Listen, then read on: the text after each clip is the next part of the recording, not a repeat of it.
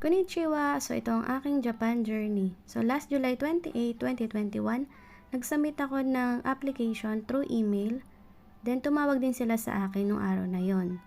So, ito nga pala yung page ng IOI sa mga nais mag-check. So, production engineer yung apply ko. Then, okay naman siya. Then, na-schedule ako ng 3 days ni Hongo class last July 29, 30, and August 2, 2021. So, puro online lang dahil COVID pandemic pa. Then, in-interview kami last August 30, 2021. So, kailangan formal pa din kahit online lang. Ayan. Then, sa awa ng Diyos, nakapasa ako March 12, 2022. Ayan yung name ko. Yehey. Then, nag-doc submission kami ng May 6, 2022 sa IOI office. So, sinamahan ako ng aking daddy kasi hindi ko pa alam. Diyan siya sa Don Chua Lamco Building. Fifth floor sila. PEP. Ayan yung mga requirements. Then, ito yung mga nasubmit ko and lacking requirements ko. Sinend ko lang online yung iba. Ni Hongo class, lesson 1 to 15 na mina ni Hongo. So, ayan, sa sensei namin at saka yung iba kong team. So, naabutan ng birthday ni sensei. So, gumawa kami ng paraan para ma-surprise siya. Binila namin siya ng cake. Then, nag-ambagan kami para mabigyan namin siya ng gifts. So, tuwan-tuwa si sensei kasi hindi niya alam na kami din pala yung nagbili ng cake. Kasi nauna na yung gift bago siya mag-birthday. So, dahil marami kaming kalokohan dyan kahit online lang, kukulit namin.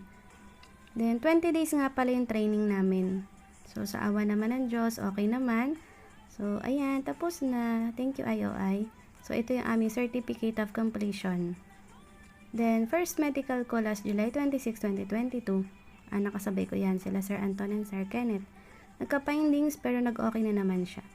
Then, nag-vaccine kami for Hepa A, B, typhoid, and Japan Insect.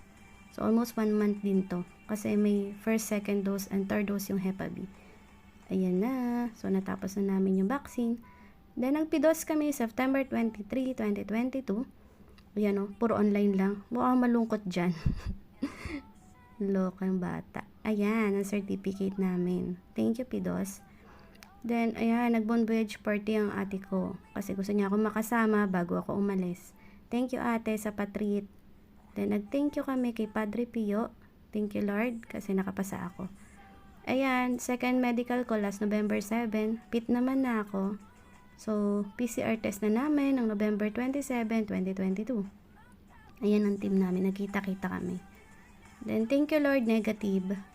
Then, IOI pre-departure orientation ko ng November 28. So, maghapon yan. Ayan, lunch muna kami. Picture-picture. Batch namin. So, ito yung third batch na umalis. Ito yung kaunahan ng umalis. First batch. Ito yung second batch. Then, ayan na, pinakikihintay namin. Flight na namin ng November 29, 2022. So, palto. 8:55 yung pre-departure namin. Yan, iyak-iyak muna ako sa mga bebe ko. Malungkot, pero syempre kakayanin para sa future. So, first time ko mag-abroad. First time ko sumakay ng aeroplano. At first time ko lumayo. Ayan ang team ko. Team namin. So, mababait yung mga yan. Ayan, sumakay na kami. So, thank you kay Che kasi nagpalit kami ng chair sa may window side ako. Kasi first time ko talaga. Gusto ko may experience. Ayan. Malubak talaga siya pag may, ulap. Thank you, pal, sa masarap na food. Nabusog ako. Ayan, nakababa na kami. Nasa Haneda Airport na kami. And ito na yung residence card ko. So, yan. Dumating ng SBT, sinundo na kami. Sobrang hangin na dyan. Ambon-ambon pa. So, 6 hours almost yung biyahe namin from Tokyo to Niigata. And nag-stop over muna kami. So, pinakain kami ng ramen. So, sarap. First food ko na natikman dito sa Japan. So, ito yung first morning ko. So, meron kami activity dito. Nagpunta kami ng SBT office at nagbigayan ng ayuda. So, 6 na lapad yung pinahiram sa amin. Nag-asikaso din kami ng bank account namin dito.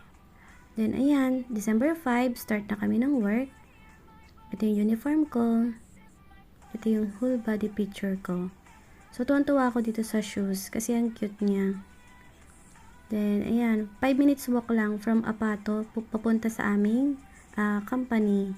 So, na-experience ko na rin mag-snow. So, ito yung dream snow ko. Sobrang lamig. Buti na lang hindi ako inubo. nakakatuwa pero pahirapan pumasok. So, dito na rin ako nag-Christmas and nag-New Year. So, ayan, dahil malayo, video call na lang sa aking family, sa aking baby, at sa aking daddy, mama and papa, ate and kuya. So, ayan, video call na lang dahil malayo. So, nag-celebrate kami ng aming Nihon family. Ano na to, New Year na to kasi nagmukmuk lang ako nung Pasko, hindi ako nakasama. O ayan, picture namin. So, sa batch namin, 59 kami. 14 lang kaming girls.